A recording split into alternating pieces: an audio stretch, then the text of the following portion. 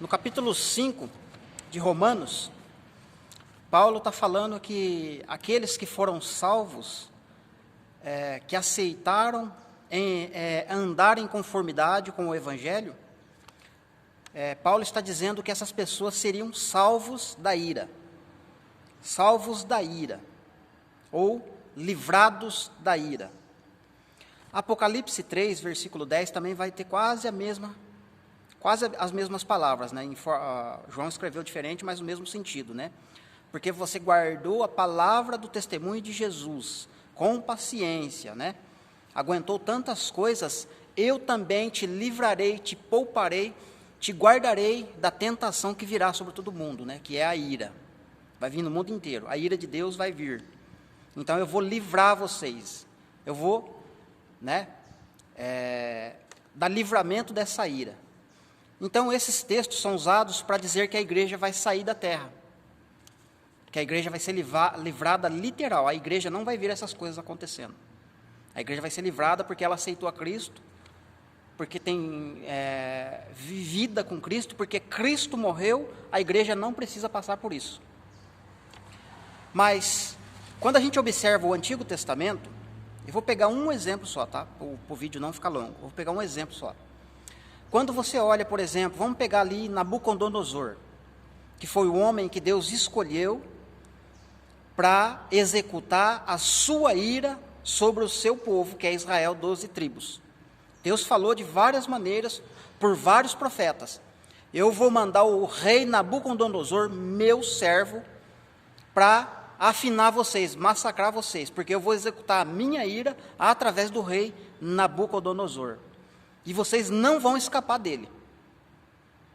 Fato é que eles foram levados cativos e ficaram 70 anos em cativeiro dentro da Babilônia. Ezequiel, Daniel, Jeremias e tantos outros. Certo? Todas essas pessoas viram a ira de Deus sendo executada na prática. Ok? Muito bem. Lá dentro, quando estava acontecendo a ira de Deus, a execução da ira de Deus através do rei Nabucodonosor, o rei Nabucodonosor queria o quê? Que as pessoas adorassem os deuses dele, ou que adorassem a ele mesmo, quando ele levanta a estátua. Quem não adorar aquela estátua vai ser morto, vai ser queimado, vai acontecer alguma coisa. O que aconteceu com Daniel? Daniel, se você orar ao Deus do céu, continuar orando, você vai ser jogado na cova dos leões.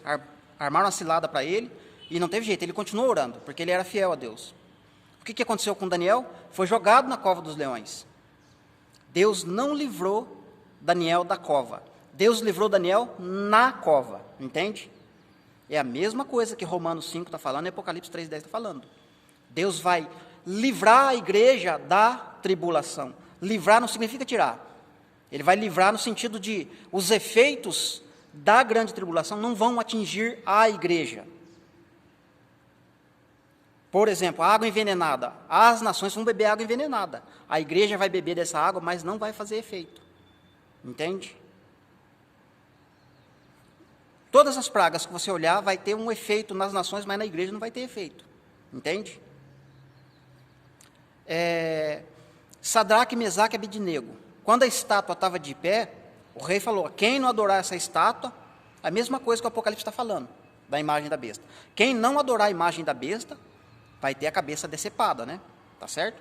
Vai ser morto. E Sadraque e Mesaque falaram, a gente não vai se curvar, a gente não vai adorar essa estátua, então vocês vão ser jogados vivo na fornalha ardente. E ainda vai ser aquecida 7 vezes mais. Jogou os 3 lá dentro, o que aconteceu? O fogo não queimou eles. Por quê? Porque Deus livrou eles lá dentro da fornalha. Entende? O efeito do fogo não atinge aquele que é temente a Deus. Mesmo Deus estando executando a sua ira contra o povo dele. Quem estiver fiel a ele, não vai sofrer dano. É isso que Paulo está falando, é isso que João está falando. Entende? Você quer ver uma controvérsia dentro desse povo que acredita que a igreja vai ser tirada da grande tribulação, que não vai participar? Quando você olha para Isaías, capítulo 43, no comecinho ali, logo ele está falando, né?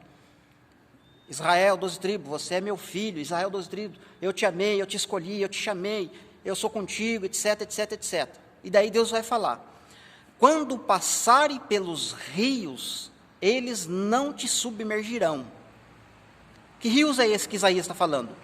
Quando você olha para Daniel, Daniel está falando que o reino e o poder do anticristo vai ser como uma inundação na terra. É desse rio que Isaías está falando. Entende? O profeta Naum mostra que ele vem com uma inundação. Ezequiel e vários outros profetas vão falar dessa inundação. Apocalipse 12, o dragão abre a boca e sorta como se fosse um rio atrás da mulher, para perseguir a mulher. É desse rio que Isaías está falando. Quando vocês passarem pelos rios, eles não te submergirão. Isto é, não vai ter efeito sobre vocês. Isso é livramento, não é tirada do lugar, entende? Arrebatar, sumir. Não existe isso, né, dentro das Escrituras. Quando vocês passarem pelo fogo, chama alguma não arderá em ti. Sadraque, Mesaque e Abednego entrou dentro do fogo, não aconteceu nada com eles. O apóstolo João foi jogado vivo dentro de um caldeirão de óleo fervente. E o que aconteceu com ele?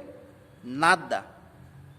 O próprio endemoniado lá, o imperador, falou: é o seguinte, não tem o que fazer com esse homem, não dá para matar ele, né? Não tem jeito. Vamos jogar ele lá na ilha de Pátimo e deixar ele isolado lá. E foi lá que João escreveu o Apocalipse.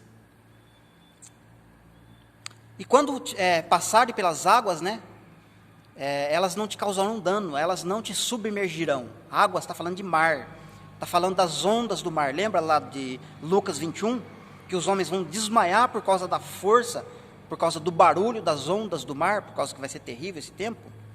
Zacarias, capítulo 10, em conexão com Isaías 43, Zacarias está falando para o mesmo Israel 12 tribos que Isaías está falando, Isaías 43. Vocês, Israel 12 tribos, vão passar no meio do mar de angústia, e é um mar literal, né? Não que eles vão passar nadando no mar, mas um mar no sentido de grande tribulação. Vocês vão passar pelo mar de angústia. E no mesmo verso o profeta ainda escreveu: nesse tempo o rio Nilo vai se secar. Você vê, o Nilo nunca secou até hoje. O Nilo está lá, mas o rio Nilo vai secar também. Profecia. Entende?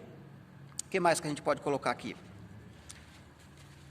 Lucas 21 eu já falei, Zacarias capítulo 10 eu já falei. Então, você vê que os profetas, né, tiveram a visão, anunciaram essa grande tribulação.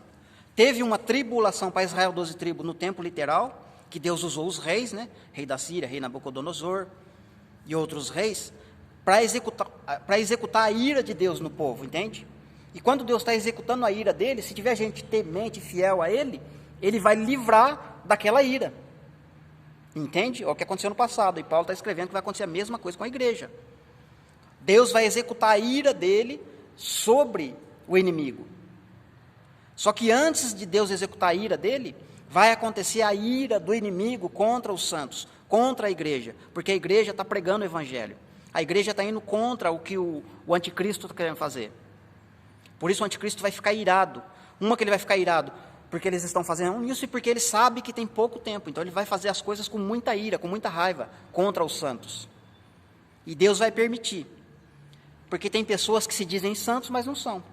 Então Deus precisa provar essas pessoas, precisa testar essas pessoas por meio do anticristo, assim como ele fez com o rei Nabucodonosor, com os outros reis, para refinar o povo dele como ouro, como a prata. E essa refinação tem que acontecer por meio de fogo. E fogo está falando de coisas terríveis, né? Quando cair a primeira trombeta, vai queimar a terça parte das árvores e muitos homens vão morrer queimados. Mas para a igreja ele está dizendo: vocês vão passar pelo fogo, mas chama alguma arderá em ti. Agora, eu disse que tinha uma controvérsia nisso, não disse? Esse mesmo grupo de pessoas que acha que Deus vai livrar a igreja da ira, quando eles vão usar o texto de Isaías 43, eles querem espiritualizar. Olha, igreja, o rio não vai afogar você, o fogo não vai queimar você, e as águas não vão te causar dano, né? Esse verso serve para a igreja, né? Para livrar no sentido espiritual.